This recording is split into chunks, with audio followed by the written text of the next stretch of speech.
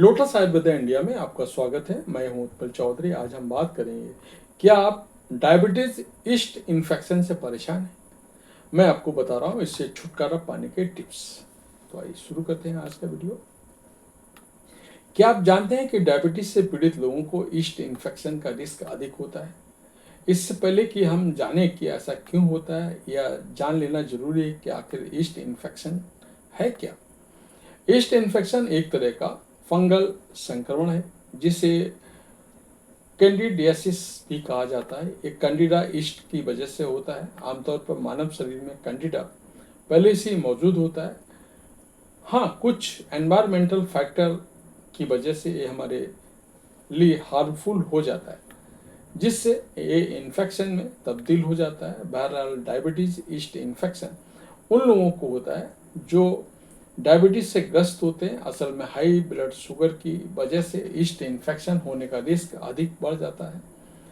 High blood sugar की वजह से योनि ओरल कैविटी जैसे हिस्सों में अधिक मॉइस्चराइजर पनपने लगता है, जिससे ईस्ट इन्फेक्शन को ग्रो करने के लिए उपयुक्त इन्वायरमेंट मिल जाता है।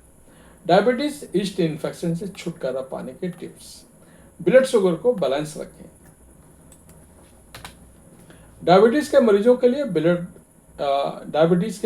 लिए बहुत जरूरी है कि वो अपने ब्लड शुगर के स्तर को मेंटेन रखें। ऐसा कुछ ना कुछ जिससे इनका ब्लड शुगर का स्तर बिगड़ जाता है। ध्यान रखें कि ब्लड शुगर जितना हाई होगा, ईस्ट को डेवलप करने में उतना उपयुक्त एनवायरनमेंट मिलेगा।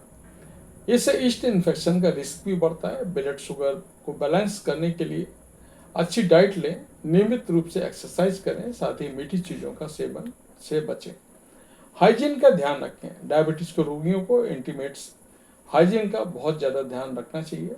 अगर वे इस संबंध में जरा भी लापरवाही करते हैं,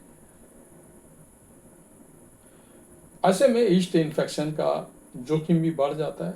वहीं अगर आप नियमित रूप से इंटीमेट एरिया को क्लीन करते हैं तो इससे साफ सफाई रहेगी और मॉइस्ट होने का भी चांस भी कम रहेगा। यही नहीं, हाइजीन का ध्यान रखते हुए बहुत ज़्यादा टाइट कपड़े पहनने से बचना चाहिए। यह भी ईस्ट इन्फेक्शन के जोखिम को बढ़ाता है। डायबिटीज के रोगियों को ईस्ट इन्फेक्शन होने पर जरा भी लापरवाही नहीं बरतनी चाहिए।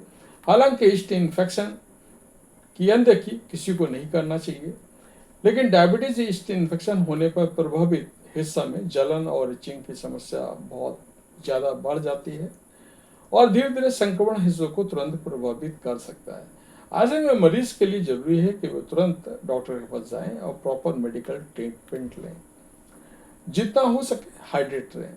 डायबिटीज के मरीजों को पर्याप्त मात्रा में पानी जरूर पीना चाहिए। ऐसा इसलिए क्योंकि डायबिटीज के कारण उन्हें कई बार पेशाब जाना पड़ता है, जिससे बॉडी डिहाइड्रेट हो सकती है। इस तरह की स्थिति भी ईस्ट इन्फेक्शन को फैलाने में मदद फैला सकती है। बचने के लिए रोजाना पर्याप्त मात्रा में पानी पिएं। खुद को हाइड्रेट रखते हुए इससे ईस्ट इन्फेक्शन का जल्दी छुटकारा मिल सकता है। तो ये था हमारा आज का वीडियो। आपको कैसा लगा कमेंट करके अवश्य बताएं। धन्यवाद।